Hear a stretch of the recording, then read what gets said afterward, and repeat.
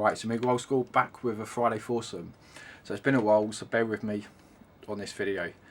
So links to Chris Novabug's channel in the description as always. So what you want to know is your 4 favourite developers, publishers. So this one was really difficult for me because there was fond memories of this publisher on the Spectrum, but I'm not going to be talking about them. I'm going to be talking about one system in particular, and that is the Amiga. So the Amiga for me had the most nostalgic memories. It did. Spectrum was absolutely brilliant, but growing up it just blew me away completely, the whole system itself, and it still does today.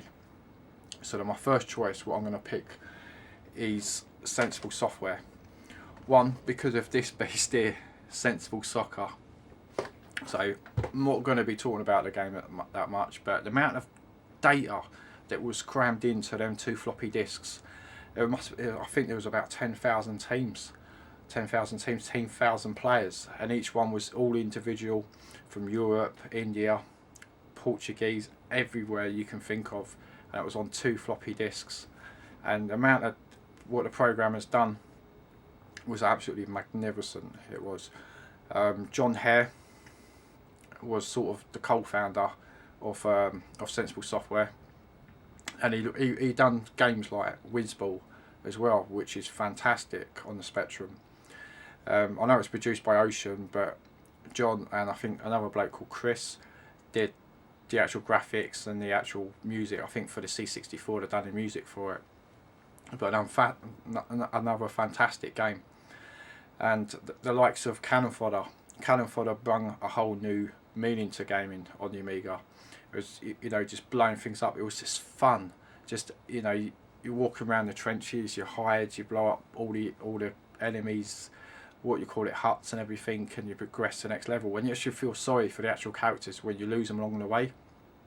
And the title music for Cannon Fodder was unbelievable. It was, when I first booted it up on the Amiga, I thought, wow, you know, this has got, you know, so much depth to it, sort of thing, like the music. And it's sort of like Pulp Fiction, you know, it's got all the names and everything when the game's booting up.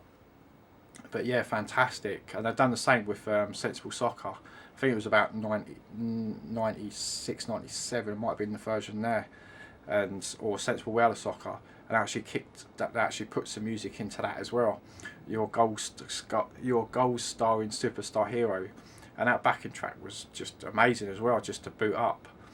And they've done Megalomania as well, which is another game that actually used the sprites from Megalomania into Sensible Soccer. They did, and you know, it didn't look as different when I was playing both games back then, but when you look at it now, you can actually see like the differences between them. They just changed like the uniform into like medieval stuff or whatever they was into like football kits, and it worked very well. And the good thing is what the publishers did as well. I think it was 93 Christmas edition of Amiga format. They've done a game called Cannon Soccer, and that game was excellent. I remember playing that over Christmas in '93, and basically what it was a football pitch with cannons. Like it's a cross between Cannon Fodder and Sensible Soccer. So you boot these what you call it, these like cannons around, or these grenades, and then you try and shoot them into the goal before they blow up. Excuse me. And yeah, you tend to, and you got to try and knock them into the goal and everything. And when you don't, your players blow up and everything. It was really, really great, and it was great for the producers to actually to write that, to do that little game just for Amiga format and just for that Christmas. So fantastic. And they developed other games, moving on to like, you know, Sensible Soccer 2006, which to me it was okay, but you know, the gameplay was still there, but it wasn't Sensible Soccer what I played on the Amiga. And the teams as well, you know, the data where you can progress, being your own manager and everything, and build yourself up to like nowhere, up to like the Premier League and everything. You know, it was just a solid game overall. The reason why I'm choosing Sensible Software, because John Hare is just, I don't know, he just puts himself out there. He tried to do sociable soccer, the back end of last year, well, the middle of summer last year up until sort of now. It was kickstarted, but unfortunately it wasn't pledged enough. So I didn't look too much into that game, I didn't, because at the moment I haven't gone next gen or got a high enough PC to actually run it, because it's only on the PS4, PC and Xbox One. So I wasn't really interested in that, but I knew roughly what he was doing, sort of thing. And yeah, the music as well throughout the older games, Sensible Soccer and everything, and he stands up and he plays the guitar and everything. He's a really top bloke. And that's why I'm vouching for Sensible Software for for my favourite game developers. Right, moving on to my second choice. No specific order these aren't, so I'm going to be choosing Psygnosis. So the reason why I'm choosing Psygnosis is because they were just absolutely amazing. Again, on the Amiga, the first game like I was actually playing was Lemmings. Boxes a little bit squashed, but Lemmings, I was sitting around Dave's house and he got a 500 plus, and I was pretty much, might have said this story before, but it was the first Amiga I was actually, you know, could actually see before I got my one. It must have been about 91, and Lemmings just blew me away completely with the actual game. Then they started releasing games like First Samurai, Second Samurai, which is another really good game. I prefer the first one, but you know, First Samurai was absolutely brilliant. It was made a release on the Super Nintendo as well, but I don't recall playing that at all. But the Amiga version was just absolutely amazing. And they progressed doing games like Lender, which I think is, I can't remember what it's called, but it was a port on the Mega Drive as well. And I've done games like Shadow of the Beast as well. Shadow of the Beast, you know, just absolutely amazing with that soundtrack and everything right at the beginning. It still gives me goosebumps today. It does. And thanks very much, Drew, for this at Play Manchester. It's the first video that I've done since ages, like being in front of the camera. But Shadow of the Beast, the first Shadow of the Beast was just absolutely amazing. You know, just listening to that soundtrack and everything, and the artwork on that box cover. And you know, at the time you got a T-shirt as well. It goes for a lot of money, that does now. But you know, it's just fantastic memories of like playing these games and everything. And Psygnosis, again, it's like an English company, same as Sensible Software. And you know, they developed and they pushed the market forward with the next console, and obviously with the PlayStation as well. So you know, Destruction Derby, Wipeout was just just excellent, and that took, you know, from the Amiga dying in like 94, 95, and then the PlayStation come out, it was at 95. And seeing these graphics and the CD soundtrack and everything behind it, you know, just a solid publisher. I mean, there's other games as well, you know, for Psygnosis, but it's the ones that I've mostly played. Yeah, games like Walker, and that was a really good game. You're just basically walking along, it's like an attack, or the Walker from Star Wars, and you just shoot people on the floor and everything like that, and you blow them up. It's another game I will go back to, but I was really happy with that because I've got 2 meg of memory and it uses extra speech and everything like that on the 600. But another solid game, Walker. And yeah, the list will go on and on and on. I mean, there's loads of games that I could probably mention what they've done, but you know, I'm just gonna try and, you know, it's just Psygnosis is the developer that I really enjoyed playing their games. So I'm gonna be moving on to number 3, and that is the Bitmut Brothers. And what have they done? They're astonishing. Another UK production, developer team. First game I actually remember the Bitmats was Magic Pockets. I actually had a game of that on on one of the children's TV shows, like in the morning. You know, you're ringing on the phone and you had to go jump, left, jump, and everything like that. But the soundtrack again, you know, the music again, you know, Betty Boo doing the do. And you know, you boot the game up again. My mate Dave, old school mate, and as I said, he got the game and everything. And I loaded it up and I thought, oh, you know, this is brilliant. I've got to get one. I've got to get an Amiga to, you know, to play these games. And that leads on to Speedball. That led on to Speedball 2, which was, you know, Speedball 2 was just another classic game alongside Sensible Soccer and everything. Just a 2 joystick, 2 players, and you just battle with one another.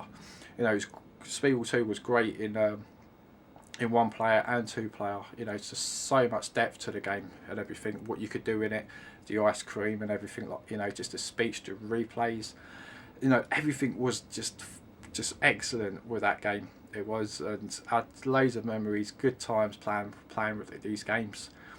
And you know, the production level as well, with like Xenon 2, again, the music, game wasn't, it was okay, I enjoyed it, but you know, I mostly just turn up the stereo, put a disc in, and then just listen to the music as the game was you know, as the game was loading, sort of thing. And you know, they couldn't switch between sound effects and the music and everything. Like, yeah, they could. I think there was one port or something or other that couldn't.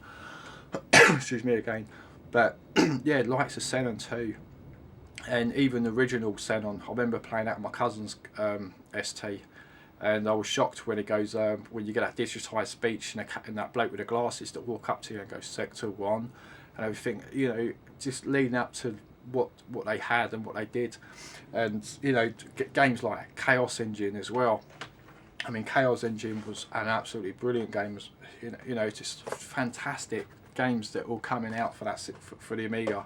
It did get released for the Super Nintendo, but I didn't really pay much attention to that version. I don't think I didn't really see it.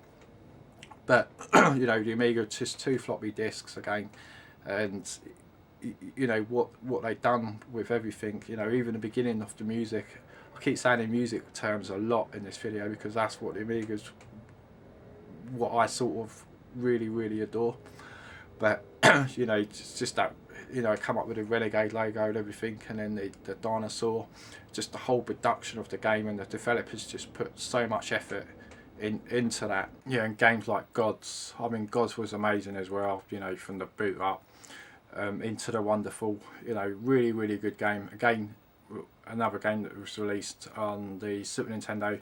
Again, never played it, but yeah, really great game that was. Yeah, and also the marketing of them, they actually got a helicopter down on the floor, sort of thing. And I can remember reading it in Amiga format, and it was splattered everywhere on all the magazines, sort of thing, what the Bitmap brothers done. And Mike Montgomery, the actual manager director, and yeah, he just wanted to be just absolutely crazy. And yeah, great developers. That's why I'm choosing Bitmap brothers as my number 3.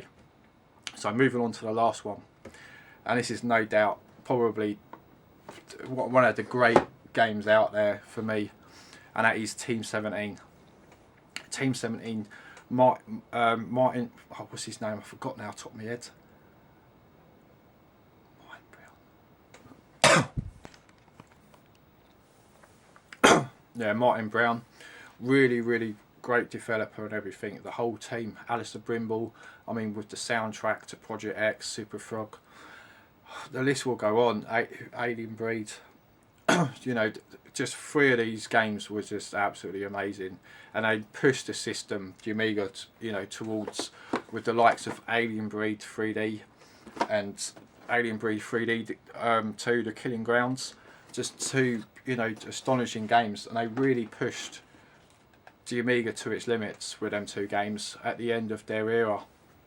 And it was great because they had a competition going, I think, in one of the Amiga mags, and it was like using Blitz program. I think even Games Master done it as well. And basically, a developer created Worms, and then Team 17 actually backed it up. They did, and they actually put the game into works. So the original Worms game actually was developed on Amiga. What was it, Amos? And then obviously got moved to different platforms and everything. But Team 17 stood up, said, yeah, we can take this game on. And then they, as I said, they created Worms. But moving on, as I said, with the music with Alistair Brimble, I mean, he's done loads of stuff. He has, you know, the soundtrack to Project X, excuse me again, which was phenomenal.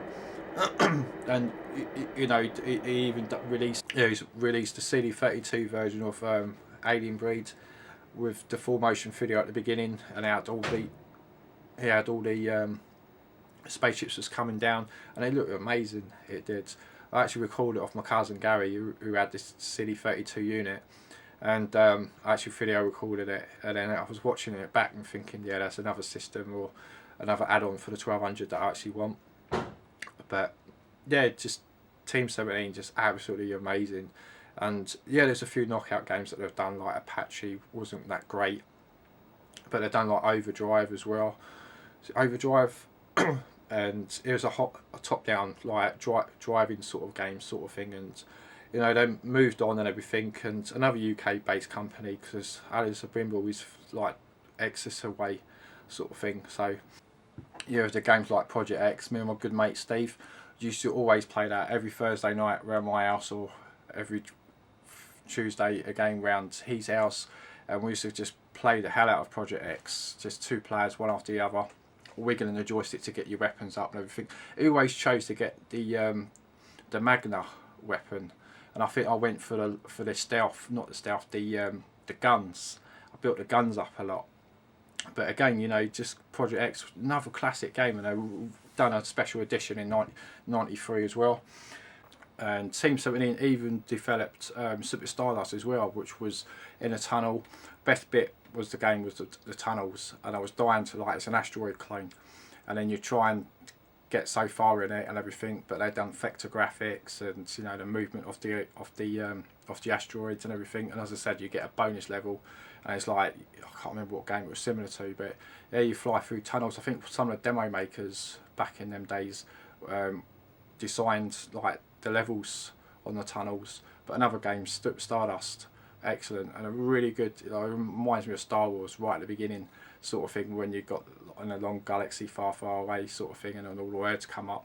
But yeah, just great. And also Team 17, as I said about Worms, they end up, you know, it got released for the PlayStation and everything, and that, as I said, the originality come from it, from the Amiga, and they developed X2 as well for the Amiga, which is a crazy shoot 'em up game, really good. So, you know, Team 17 as a whole, it's just fantastic.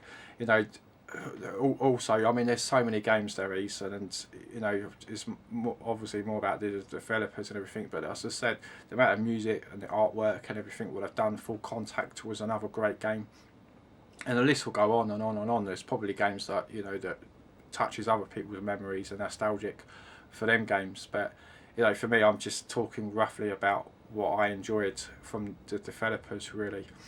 So that's my 4. So just to recap, Team 17, Beam Up Brothers, Sensible Software, and Sensible Software, and Cyanosis. So as I said, link to Chris's channel in the description. Really enjoyed doing these. I haven't done one for a while, but I've got a backlog if I can try and get some done from previous ones that I really wanted to do. But thanks for watching, and good night.